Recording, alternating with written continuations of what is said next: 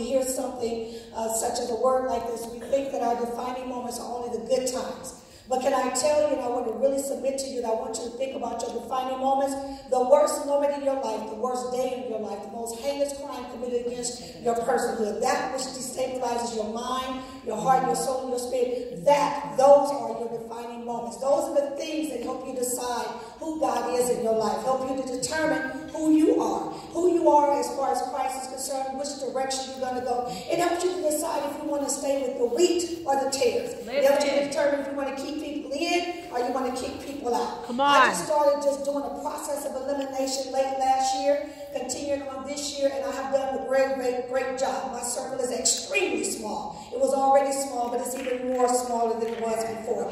Why? Because when you understand where you're going, when you understand and identify what God has planned and has in store for you, you begin to look at life not from a glass half full, but you look at it from the depths of dimension in which God has for you. And then you really realize, you knew this, but you realize that you acted on it, everybody can't go with you.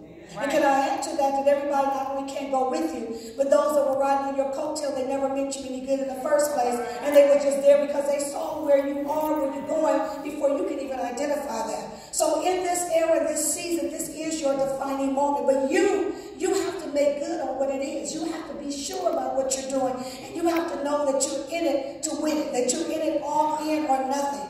God has done everything that he can ever do, that he's going to do as far as your defining moment or your defining moments are concerned. Howbeit, you have to step in and you have to do the work for the manifestation. I want to talk to you about Ruth. We are familiar with the book of Ruth. We're familiar with it so much so until we have been inundated with it being taught, with it being preached, with it being prayer, with prayer breakfasts and brunches, this and the third. But I believe that you will get something out of this on this evening, on today, that would be a different aspect for you. So I'm going to be skipping around, but I want to invite your attention to Ruth chapter number 1, verse number 16 through 17, and then we're going to cross over to a few more. But I promise you that you're going to get something out of this. Just let it be known this is your defining moment right now. As you're listening to what God has given me what God has given me to give to you, I want you to think about what precisely is your defining moment right now in your life. Yes. What is it that you're experiencing or that you have experienced? We're just midway through February, and can I just say some of us have gone through some hellacious stuff. Right, right. Just me? We've gone through some stuff and we ask the question why. Because this should be 2020, things should be better. But if you were not going through some of the things that you're experiencing now, then that means you have nothing to offer. If you didn't have the spiritual goods embedded within your DNA, that means that you don't have anything to offer. Satan, the certified crazy one, goes after no one who has nothing to offer. Right. Satan, the certified crazy one, goes after no one who is no good to him or who is a threat to him. If you are siding with him, I'll put it to you like this. I have heard people say, I've been saved a long time and I've never gone through much. Why? Because when someone tells you I've never gone through much, when someone tells you that God never takes me through any problems, I don't have to suffer, then you need to run, because what that says to you is that they're not siding on the side of Jesus. Jesus had to suffer, so how dare you think you have to go through? That is a bold statement. So the Bible says in Ruth chapter number 1, verse 16 through 17, it says, and Ruth said, entreat me not to leave thee, or to return from following after thee. For whither thou goest, I will go, and where thou lodgest, I will lodge. Thy people shall be my people, and thy God my God. Verse 17 says, when thou diest will I die, and there I will be buried. And the Lord do so to me, and more also, if aught but death part thee and me. How many times have you or someone you know have said this to God? God, I'm going to be with you and ride or die. I'm going to do whatever it is you give me to do. When it gets hot, we take flight. Right, right. But Naomi decides to go back. You all know the story. You know the history. Oprah decides she's going to stay with the Moabites and hang out because that's what she's used to. Ruth decides I want to take another route. See, when you're going through your defining moments and God is getting ready to release you into that which he's purposed for you. And let me be clear with this. Never suppose that what God has for you is just within the four walls of the church. Right. Never that part. So everything that God has given you has to be about ministry. Right. Never suppose and come away from the mindset that unless you are in ministry with a title, unless you're behind a pulpit, unless you operate a ministry auxiliary, then you have nothing to offer. Can I tell you that this entire world, the world system that belongs to the God of this world, functions because because of what we do outside of the four walls of the church. So if you're thinking, or if the enemy has told you that you cannot function except for within the four walls of the church, I want to let you know Satan, certified crazy one, is a liar. The truth is not in him. So Ruth says, wherever you go, I'm going. I don't know where we're going. I don't know how we're going to get there. I don't know what it's going to be like. I don't know anyone outside of you, but I'm ready to take this defining. It was a defining moment for her. And it was a defining moment for Oprah. And Oprah decided, I don't want what God has for me. I'm going to stay here. I'm going to stay in what's familiar. See, oftentimes we don't want to leave what's familiar. We want to stay where things are familiar to us. We want to stay where we feel like we have some answers. I'm going to come down here because I want to make sure you all get this. And so now when Ruth says, I'm going to go with you, and I'm going to do whatever it is that I need to do, she was clear about one thing. My life is about to change, and I'm ready for it. Right. Understand that when God gives us an opportunity for change, many of us, we back up and say, God, I'm not ready. Yes. Well, why is it that you're not ready? Because I need Shanae and them to go with me. Why are you not ready? Because I need Bobo to go with me. Not Boaz, but I need Bobo to go with me. Right. And if he's not going, then I don't want to go. We have missed out on so much because we're worried about who's going to go. Abel was smart. He says, I'm going. I wake up one morning, and I'm 3 months away from being 40. And I think to myself that if I stay in this crazy relationship another day, another week, another month, another moment, I'm not going to make it. I can do this another 5 years. I can easily do this another 10 years. He's not going to change. He's still going to cheat with men and women. He's still going to get high. He's still going to abuse me physically, emotionally, psychologically, spiritually, financially, every other way. He made up some ways to do it. It was my defining moment as I sat on that floor and cried.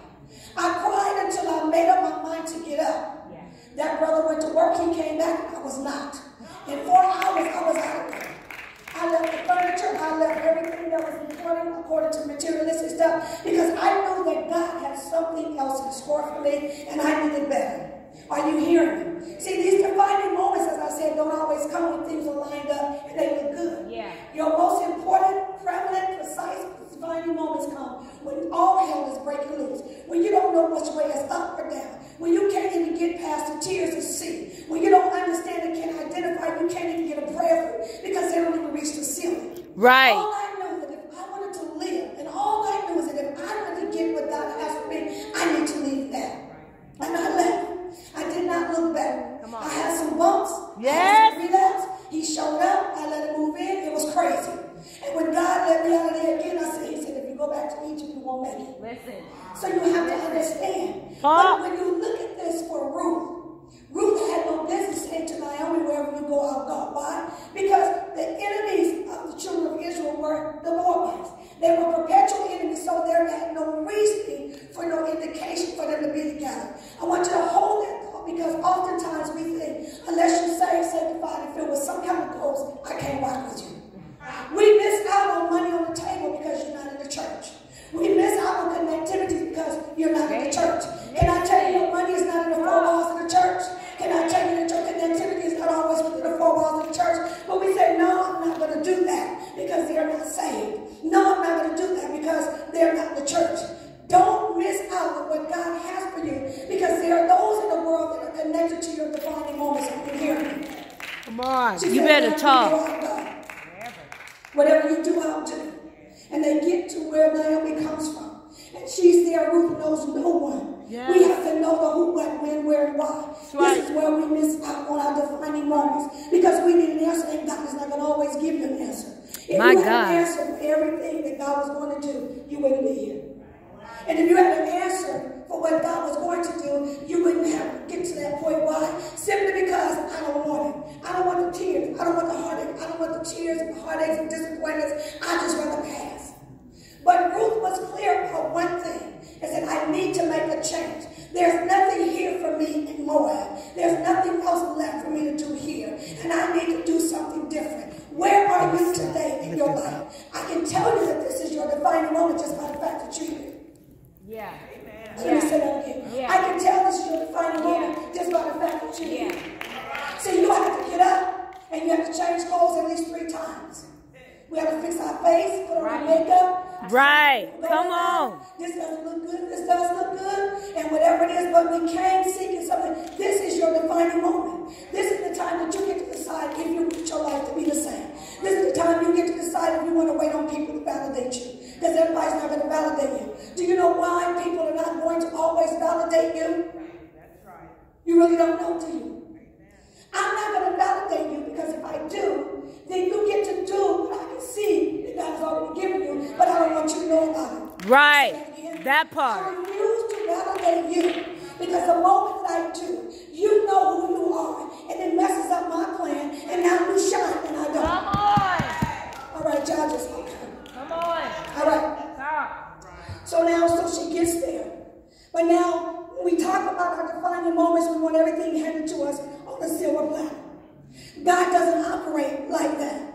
The silver platter with gold trimming that he gave to us was his son, Jesus Christ.